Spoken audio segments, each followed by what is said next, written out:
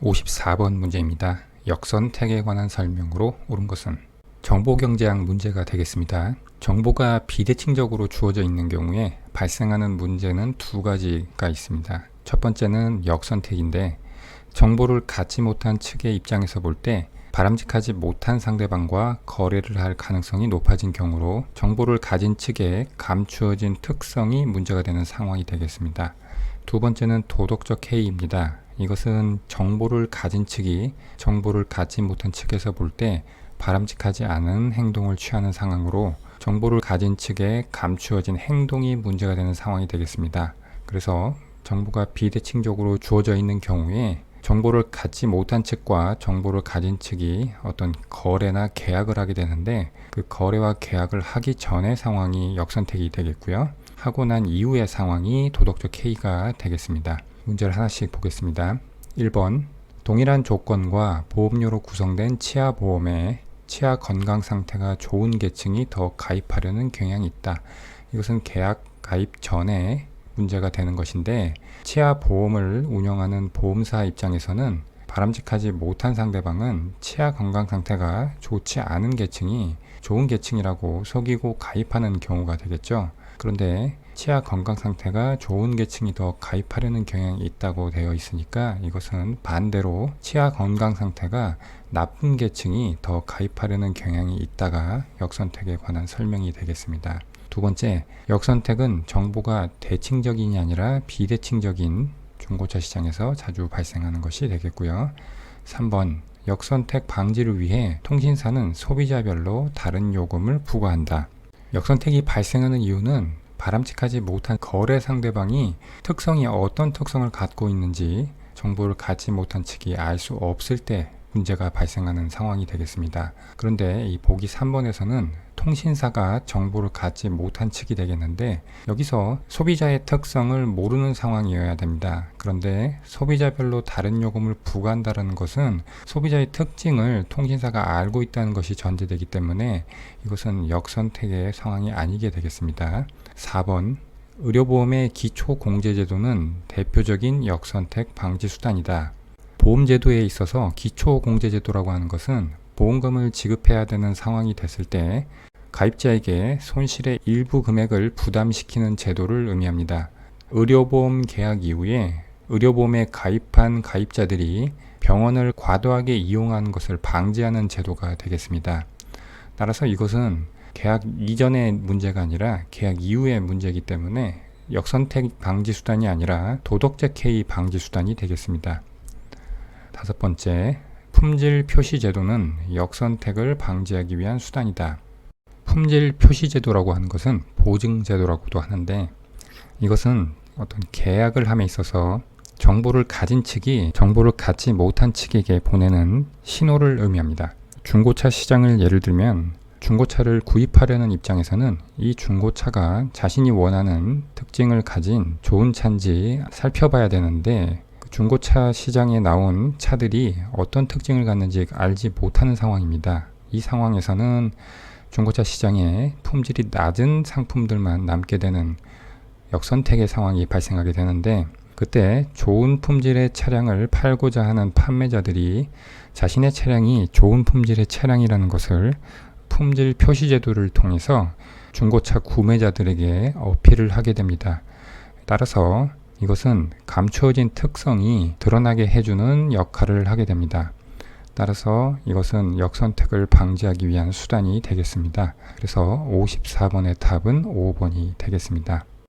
55번, 순수 공공재에 관한 설명으로 옳지 않은 것은, 공공재라고 하는 것은 생산되는 즉시 모든 사회 구성원이 함께 소비할 수 있는 재화나 서비스를 의미합니다. 다른 말로 하면 여러 사람의 공동 소비를 위해서 생산된 재화나 서비스를 의미합니다. 이것은 두 가지 특징을 갖고 있는데, 먼저 소비의 비경합성을 가지고 있습니다. 어떤 사람이 공공재 소비에 참여한다고 해서 다른 사람의 소비 가능성이 줄어들지 않는 특성을 의미합니다. 이것은 추가적인 소비가 발생해도 혼잡의 문제가 발생하지 않는다는 특성을 의미하고요. 즉, 추가적인 소비의 한계 비용이 0임을 나타냅니다. 이 특징은 공동 소비를 한다는 공공재의 정의와 함께해서 공공재의 수요 곡선을 도출을 할 때 사적제와 다르게 개별 소비자의 수요 곡선을 수직으로 더해서 공공재의 시장 수요 곡선을 도출하는 근거가 됩니다.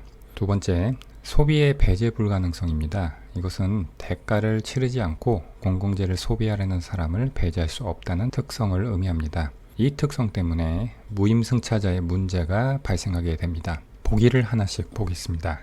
1번, 소비자가 많을수록 개별 소비자가 이용하는 편익은 감소한다. 소비의 비경합성에 의해서 소비자가 많아도 개별 소비자가 이용하는 편익에는 변함이 없습니다.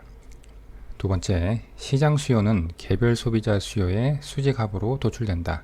이것이 공공재의 공동 소비를 위해 생산되었다는 정의와 소비의 비경합성이라는 특성에 의해서 성립하는 복이죠. 3번, 개별 소비자의 한계 편익 합계와 공급에 따른 한계 비용이 일치하는 수준에서 사회적 최적량이 결정된다. 즉, 공공재에 대한 시장 수요는 개별 소비자의 한계 편익을 합친 것이고, 그것과 공공재를 공급하는 데 따른 한계 비용이 일치하는 수준에서 사회적 최적량이 결정되게 되겠습니다. 이것을 우리는 사무엘슨 조건이라고 합니다.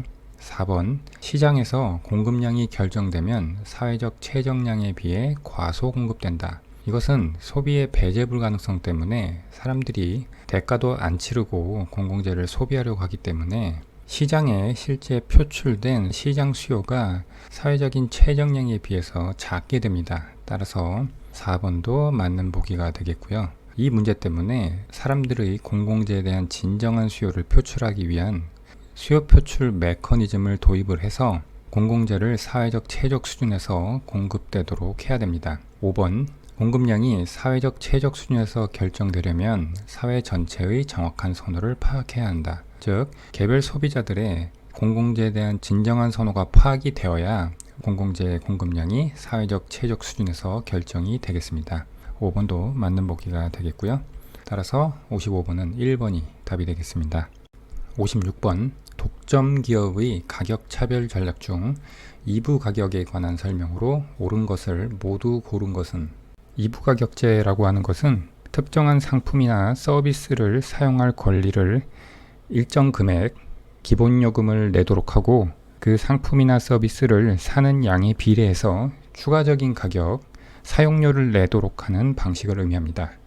지금 이 보기 기역에 잘 설명이 되어 있습니다. 서비스 요금 설정에서 기본 요금, 가입비죠. 이것과 초과 사용량 요금, 사용료라고 하는데 이것을 분리하여 부과하는 경우가 해당된다. 그래서 기역은 맞는 보기가 되겠고요.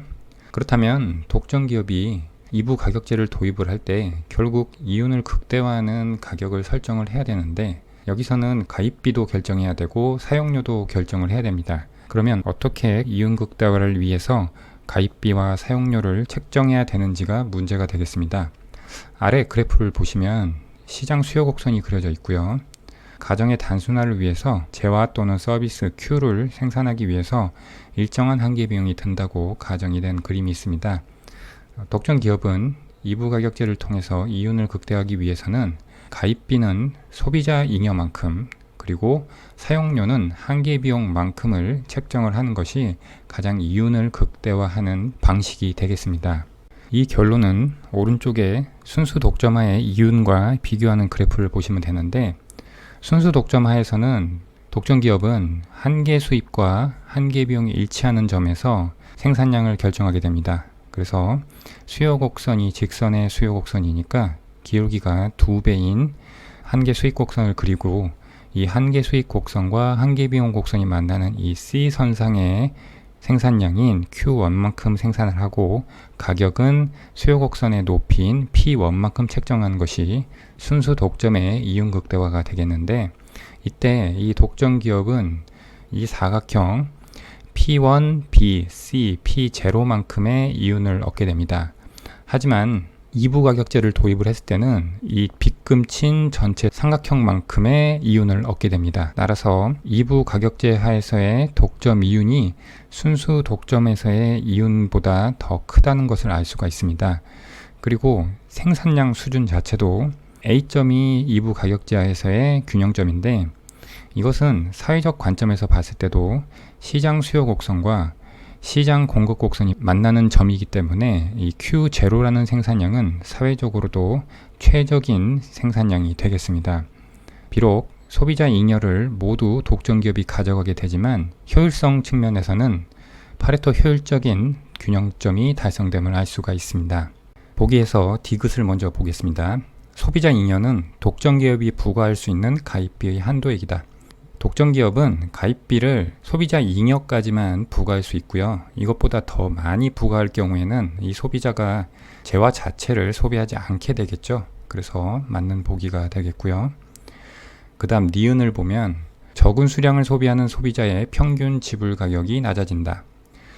이것은 독점기업의 가격차별 전략 중 이부가격제가 아니라 독점기업에 대한 가격 규제 전략 중에서 이중가격제도라는 것이 있습니다. 이것은 이중가격 설정이라고도 하고요. 즉 독점기업의 가격 설정에 대해서 규제를 통해서 독점 이윤을 제한하고 효율적인 산출량을 선택하도록 유도하는 방식이 되겠습니다. 이 규제 방식 하에서는 정부가 독점기업에게 소비자에 따라서 두 가지 다른 가격을 받을 수 있도록 허용하게 됩니다. 그래서 많은 수량을 소비하는 소비자에게는 한계비용과 수요곡선이 교차하는 수준, 즉 한계비용 수준의 가격을 설정하도록 하고 거기서 발생하는 손실을 적은 수량을 소비하는 소비자에 대해 요율을 설정할 때 고려해서 높은 요율을 설정하도록 하는 제도가 되겠습니다. 따라서 이중가격제도 하에서는 적은 수량을 소비하는 소비자의 평균 지불 가격이 높아지게 됩니다. 대표적인 산업으로 전력 산업이 있겠죠.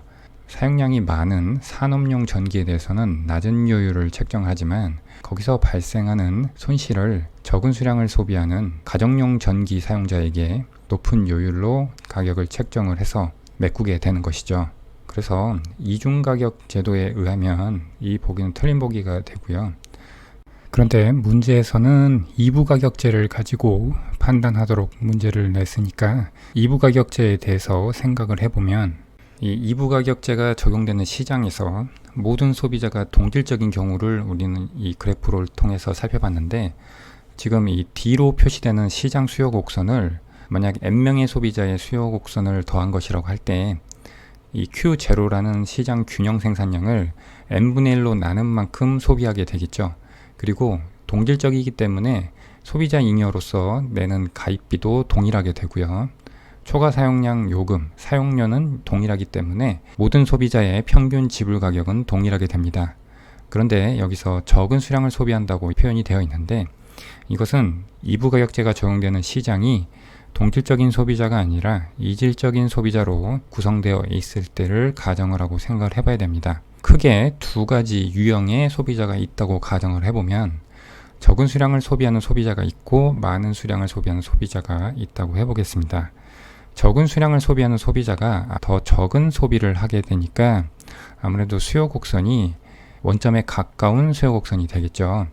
그 이야기는 어떤 가격이 결정이 돼서 소비를 할 때 소비자가 얻는 소비자 잉여도 적은 수량을 소비하는 소비자가 더 작다는 의미가 됩니다. 그런데 이 상황에서 독점 기업은 초과 사용량 요금인 사용료는 한계비용과 동일하게 책정을 하겠지만 가입비가 문제인데 가입비를 적은 수량을 소비하는 소비자의 소비자 잉여에 맞출 것이냐 아니면 많은 수량을 소비하는 소비자의 소비자 잉여에 맞출 것이냐를 고민하게 됩니다. 두 경우를 비교를 해서 좀 더 독점 이윤을 극대화시켜주는 방안을 선택하게 될 것입니다. 먼저 첫 번째, 적은 수량을 소비하는 소비자의 소비자 잉여에 가입비를 맞출 경우에는 소비에 적은 수량을 소비하는 소비자와 많은 수량을 소비하는 소비자가 모두 참여하게 됩니다. 그렇게 될 때 가입비는 동일하지만 많은 수량을 소비하는 소비자가 사용량 자체가 많기 때문에 소비자의 평균 지불 가격이라고 하는 것은 가입비와 사용료를 더한 것을 사용량으로 나눈 것인데 사용료는 사용량에 비례하기 때문에 평균 비용의 관점에서 보면 사용료는 적은 수량을 소비하나 많은 수량을 소비하나 동일합니다. 그런데 가입비 같은 경우에는 많은 수량을 소비하는 소비자가 가입비를 소비량으로 나눈 평균 가입비가 더 작아지기 때문에 니은은 틀린 보기가 되고요. 그 다음 두 번째 유형인 많은 수량을 소비하는 소비자의 잉여만큼 가입비를 부과하게 되면 적은 수량을 소비하는 소비자는 소비에서 이탈하게 됩니다. 그래서 시장에는 많은 수량을 소비하는 소비자만 남게 되고요. 그래서 이 니은에 대한 논의 자체가 성립하지 않고요. 그래서 이 니은은 독점 기업의 가격 규제에 대한 내용 중 하나인 이중가격 제도에 대한 보기로 출제하는 것이 더 옳은 보기지만 이부 가격제에 한해서 살펴봐도 틀린 보기임을 알 수가 있습니다. 마지막 리을, 자연 독점화의 기업이 평균 비용 가격 설정으로 인한 손실을 보전하기 위해 선택한다.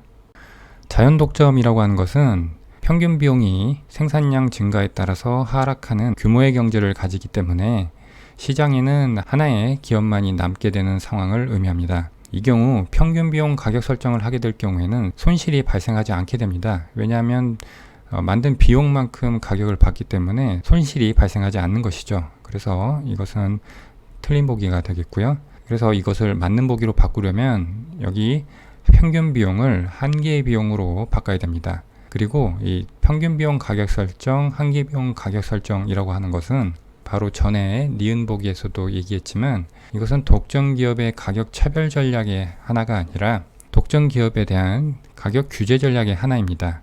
오른쪽에 그래프로 간단하게 살펴보면 자연 독점화의 기업의 평균 비용 곡선이 우하향하고 그리고 역시 우하향하지만 좀 더 가파른 시장 수요 곡선이 그려져 있습니다.